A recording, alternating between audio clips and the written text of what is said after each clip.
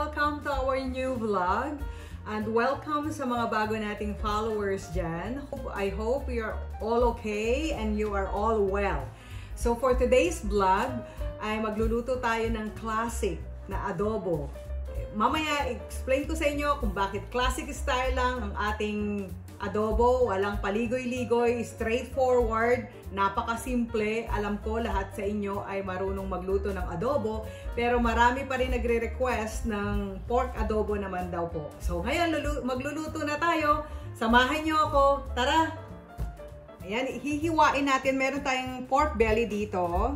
Meron siyang balat. Ayan. At saka hindi siya ganun masyadong kataba. Ito tama lang yung kanyang taba at marami siyang laman. Ayan. So i-cubes lang natin to. Ganyan ang hiwa niya. Ayan. Yung sinasabi ko kanina na classic lang yung ating adobo. Kasi wala na tayong masyadong ilalagay doon. Toyo, laurel, bawang. Yung classic lang na ingredients ng ating adobo. At ito ay swak na swak ito sa mga estudyante na nagbo-boarding house na gusto nila ng mabilisang luto.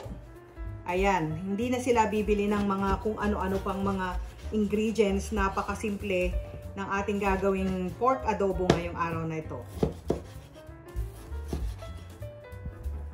Ito yung mga mabilisang hindi mo alam kung anong gusto mong hindi mo alam kung anong iluluto mo. So ito yung napakasimple. Ayan. At itong classic adobo, dahil hindi natin to lalagyan ng kung ano-ano, ay tatagal siya ng 1 linggo. At kung gusto nyong ipainit, ipiprito nyo na lang o ipapareheat nyo na lang sa frying pan. Ayan, may mainit at fresh na kayong adobo. Pagkatapos nating hiwain ang ating pork belly, ito naman na ang ating pork belly na malalaking cubes ang ginawa natin. Ngayon naman po ay ang bawang. Kasi wala tayong masyadong ilalagay sa ating adobo. So marami tayong bawang na ilalagay. Yan. Pwede na kayong yung sa mga estudyante, mga nagtatrabaho dyan na busy, na hindi makakapagluto araw-araw ng ulam, pwede na kayong magluto ng maraming batch ng adobo at iinitin nyo na lang siya pagka dating nyo sa bahay nyo. Ang gagawin nyo na lang, kung gusto nyo ng mga side dish, ng mga gulay, yun, laga na lang kayo ng kamote, ng kangkong, para meron kayong side dish ng adobo ninyo. Pero itong adobo natin ay tatagal siya ng 1 linggo. So, kasi wala siyang mga kung ano-ano, bawang, suka, toyo, paminta, yan lang ang ating ilalagay sa ating adobo. So, ngayon, dahil sa wala naman masyado tayong ilalagay, lalagyan natin ng mas maraming bawang para mas masarap ang ating adobo. Garlicky ang ating adobo.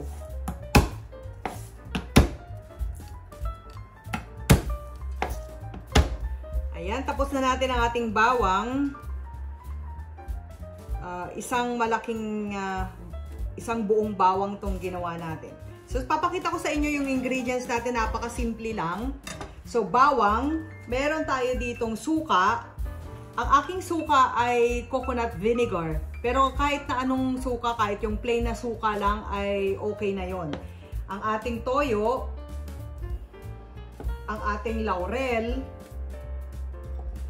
at paminta. Ayan. At saka syempre yung ating baboy. Ayan lang ang ating ingredients dito sa ating adobo. Napakasimple. Walang paligoy-ligoy, straightforward. So tara na, magluto na tayo. Maghanda lang tayo ng kaldero. So ilalagay natin ang ating baboy.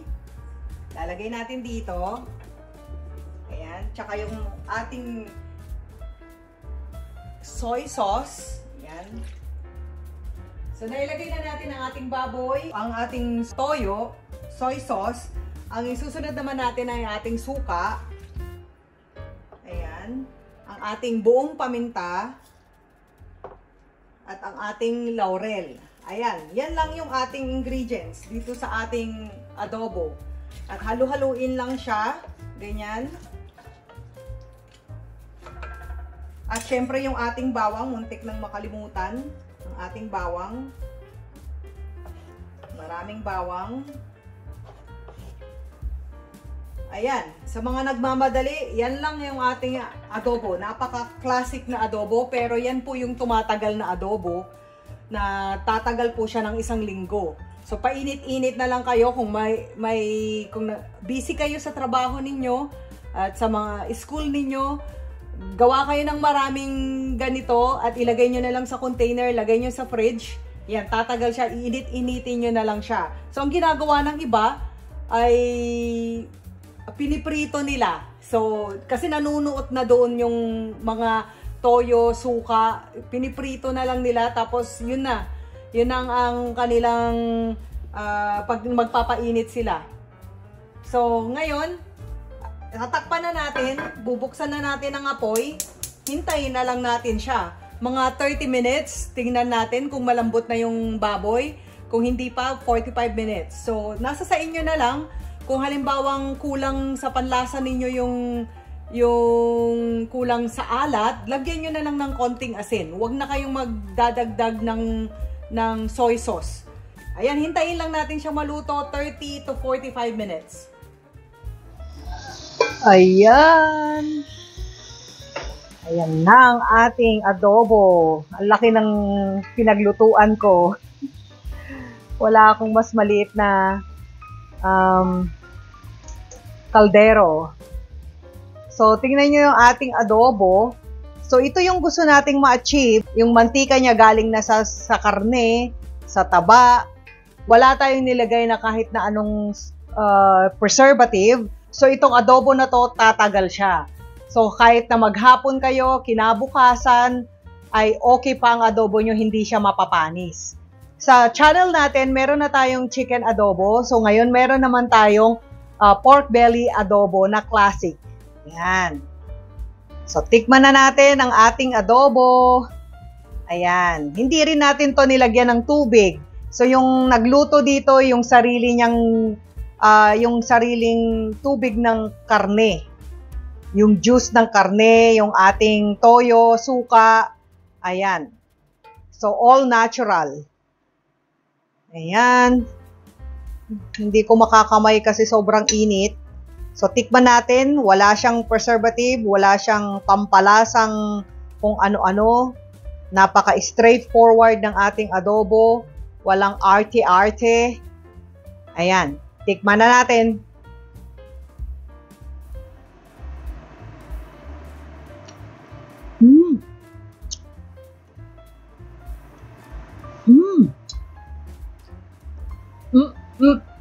Talagang ang sarap.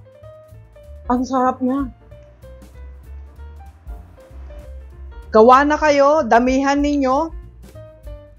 At pwede nyo na tong ipambaon. Pag busy kayo sa trabaho, mga nag-o-office, ipapainit nyo lang sa kawali. Huwag nyo nang lalagyan ng mantika. Painit lang doon.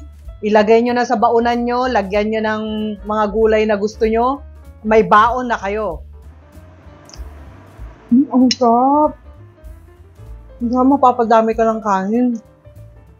Huwag niyong kalimutan mag-like at mag-subscribe sa aming channel pag nagustuhan niyo tong ating vlog ngayong araw na to. At kung gusto niyo pang mag-request ng mga gusto niyong lutuin ko, ay mag-comment lang kayo sa ating description para next time na magluluto tayo ay yung request nyo ang mailuluto natin. So, luto na kayo ng pork belly adobo classic style. Bye! Happy cooking! Happy cooking, everyone!